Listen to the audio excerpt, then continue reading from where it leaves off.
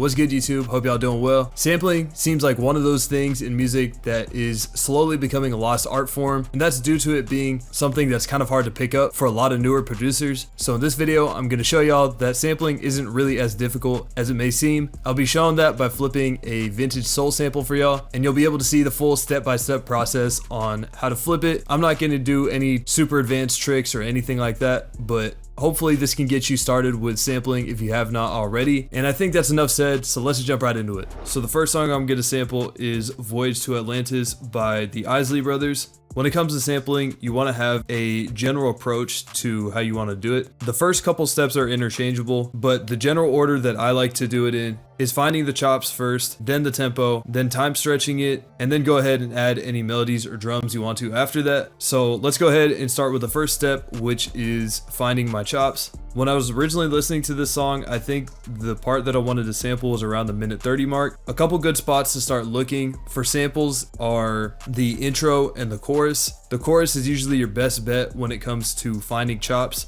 because it's usually the part of the song that's designed to be repeated over and over again. I think from what I know, I'm going to be sampling the chorus of the song. Anyways, let's go ahead and I'll just show y'all the section I want to chop first. And go I leave another behind. I'll always come back. I'll always come back. I'll always come back. I'll always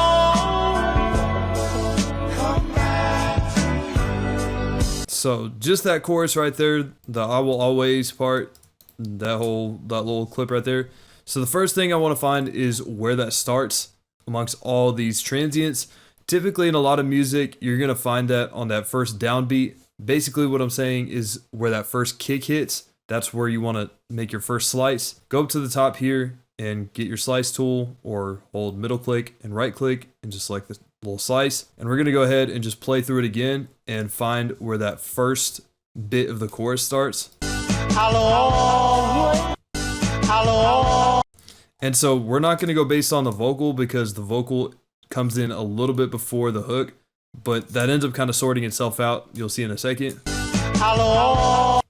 So it looks like this transient, or this little waveform here, is where that first kick is. So this little orange bit, and I want to cut right at the beginning of it, so probably somewhere around here. And for the sake of making this simple, I'm going to drag this to the next start of a 4-bar loop. So I'll start it at 53.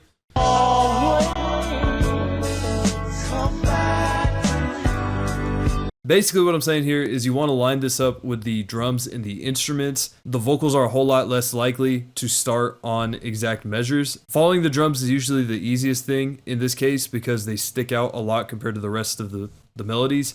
You can see all these little bumps in the waveforms are caused by drum hits, whether they be kicks, hi-hats, or snares.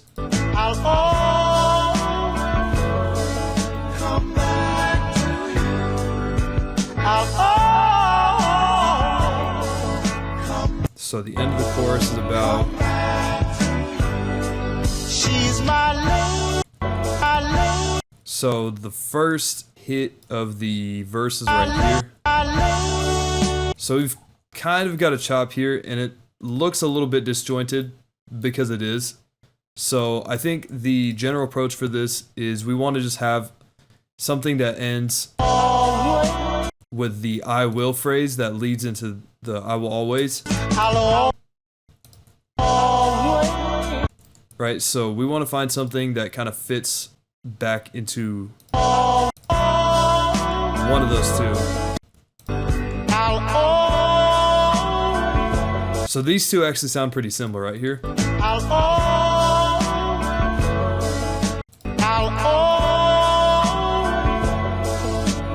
So before I do any more chopping, I think what I want to do is figure out the tempo because that's going to make it a lot easier for the next steps. So there's a few ways you could do this. You can drop it into a website that finds it. The easiest way is probably to go to the top left of the audio clip, click on it, on that little waveform, and then hit detect tempo. And since we're already at 130, let's say 100 to 200, it's going to say that the tempo for the sample has detected around 106. which does not sound right to me, but let's go ahead and play it with the metronome.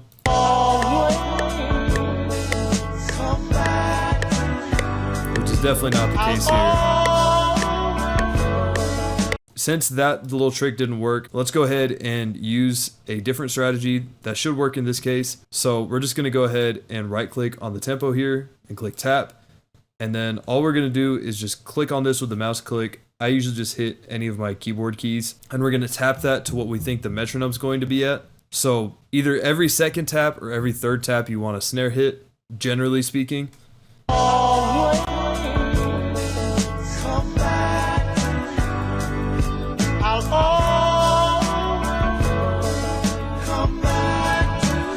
So it looks like it's around 150. I think it's still a tiny bit off because these waveforms don't exactly line up here. So let's go ahead and turn the metronome on and just hear what it sounds like. It's a little fast. We're just gonna adjust the tempo here until we get it pretty close. 148 sounds a lot better. It's a little bit off, but that's okay.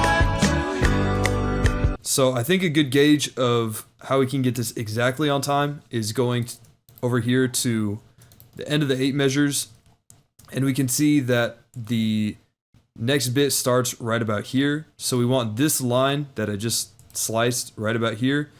We're gonna move up the tempo till this part of the waveform gets to about here. So all I'm gonna do is just hold it right here, and I'm just gonna go up to the waveform.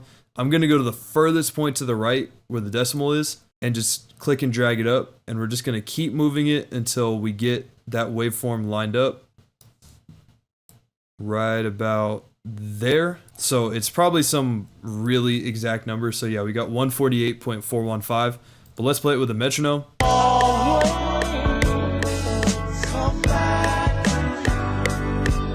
Could be a little slower, so let's move it down just a tiny bit. About 148.4 somewhere. It doesn't have to be perfect because we're gonna end up time stretching this anyways, but that's good enough for this purpose. So let's go ahead and finalize the chop here. So I think right here I want to chop where it says this always and move it down here.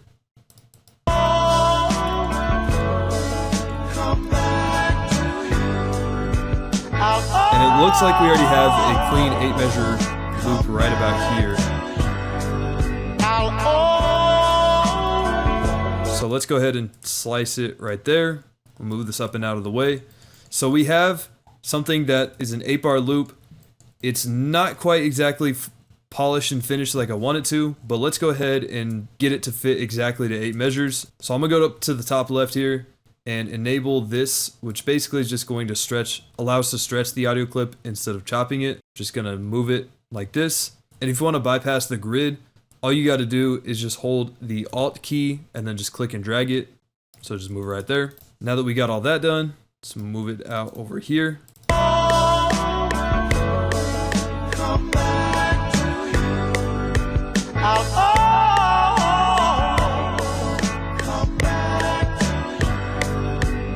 So tempo wise, we're sounding pretty decent. So let's double click on it and change the mode from resample to stretch here so it stays at this length. Now I want to go back and change this mode from stretch back to resample. You can just use your scroll wheel. And we're going to turn on the metronome, and I'll snap this to 150 beats per minute. And I'm just going to go ahead and turn up the tempo slowly until I get to a speed that I like. Come back to you.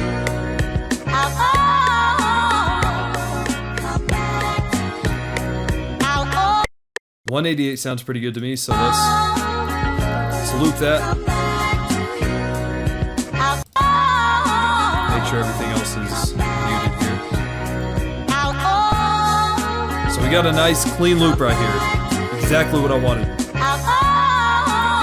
Beautiful. Alright, so now what I want to do is go ahead and extract the stems on these. Left click on the top, hit extract stems from sample. And I'll extract everything, including the drums. Usually I don't include that, but I have an idea of what I want to use for those. And so I'm just gonna go ahead and pull these three aside over here. Actually, what I'll do is go over to the audio here with the channel rack. I'm gonna right click and drag down on all the different tracks here. Go to the mixer track and hit Control Shift L, and that'll route all of those to their own mixer track. So we got the vocals on their own mixer track, instruments, bass, and of course the drums. Sounds pretty decent. So let's go ahead and add some drums to it. I'm gonna go to the resonance kit and grab a few drum sounds here. So let's go ahead and get a kick. Get this compacted one. Grab this little simple hi-hat. We'll get a clap. Basic snare. Open hat. We get this 808. Actually, you know what? I'm actually gonna go to the Ignite multi-kit and get this Atlanta one. And since this is such a fast tempo at 188, the two kind of drum styles I'm thinking of is West Coast or Detroit. I think for this one, Detroit probably would fit it a little better. And plus, that's just what I'm feeling. So let's go ahead and do that. Let's actually go ahead and get another snare here. So in that case, let's go back to the resonance kit.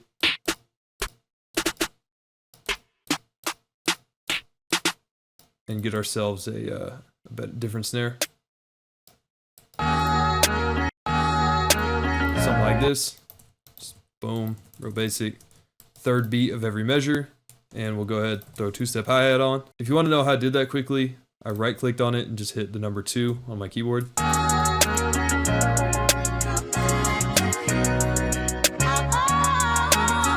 We'll go ahead and get another open hat. Get the cymbal-esque one.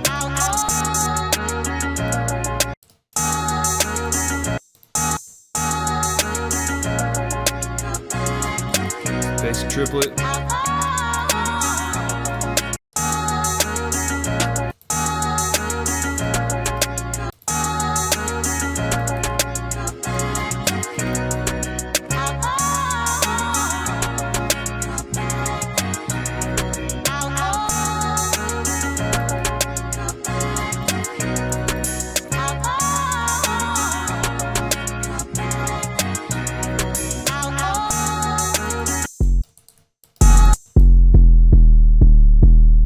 Alright, so I think I have an idea of where the bass notes are at, and plus I should have done this earlier and I forgot. Since we just pitched this up an abstract amount, we don't know what the key is or if it's going to sit right on key. The way around this is you just want to pick one of the stems that you have, whether it's the bass, instruments, vocals. I think the instruments is usually the easiest ones. You're just going to switch back and forth between stretch and resample, and all you're going to do is keep adjusting this pitch knob until they both sound the same. So I'm going to go ahead and start with resample and just play it. Go to stretch.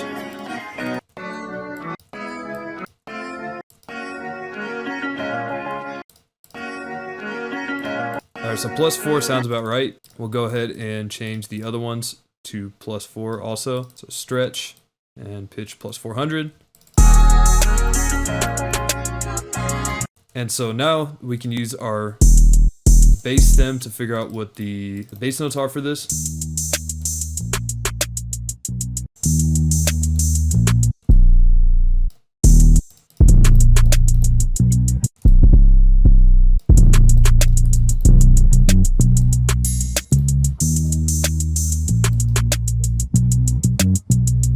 Alright, so they got a little more variation to it, but I think just for the sake of this, I'll keep it really simple like that. I'll go ahead and mute the bass. Let's go ahead and get this 808 pattern in order.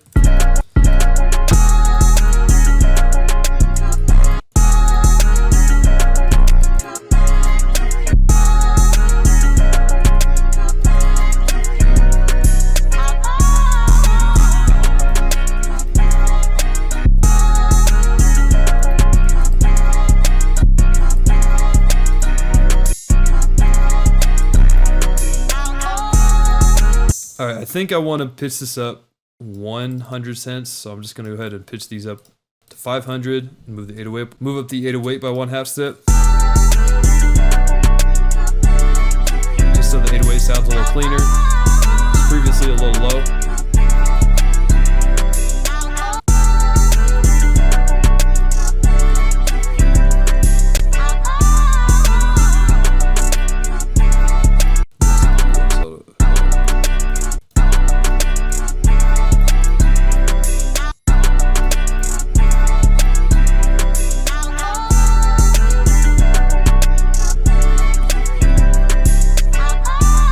Take all our drum sounds, route them to the mixer track, and we'll just do like a little crash course in mixing and effects right now. So I first want to go to the vocals and EQ them.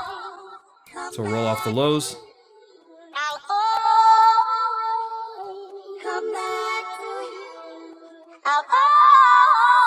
We'll cut a little bit of the body out here. And then we can shelf off a little bit of the highs. And I'm gonna go ahead and throw on a reverb here. Increase the decay just a little bit.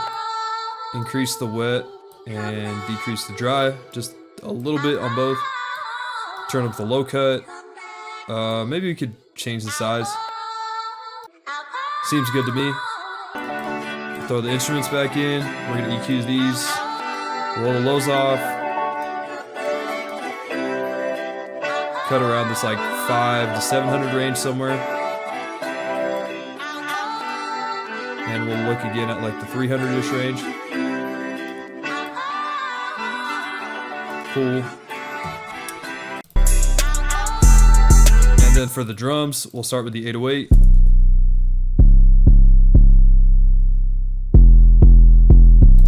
So we'll start with that, and then we'll go to the snare.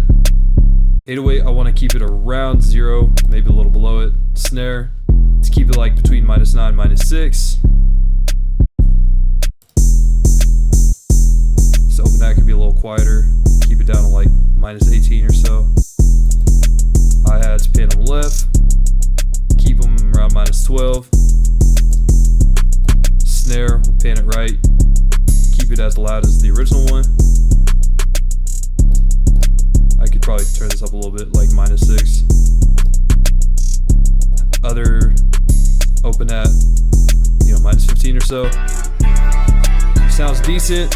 Let's go ahead and throw basic EQ on it, boost the highs and the low mids to lows.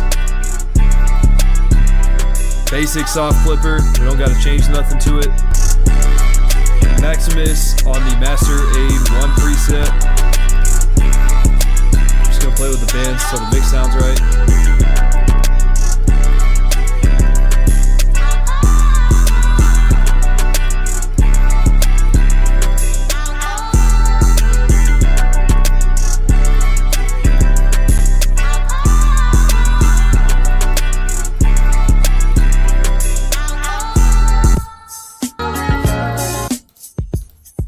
Alright, so we got our little drum pattern here. So for this intro part, I think what I want to do is bring the instruments and the drums back. So for the drums, I'm just going to put a Fruity Love filter on it. I'll put it on the low pass 2 preset and just move that little parameter here.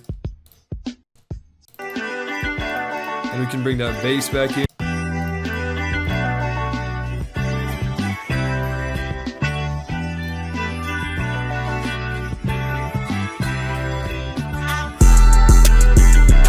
And then we can bring the vocals in here just so that they lead in properly.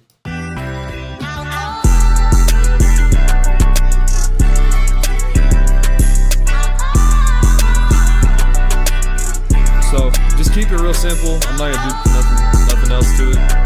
Roll up, Tez.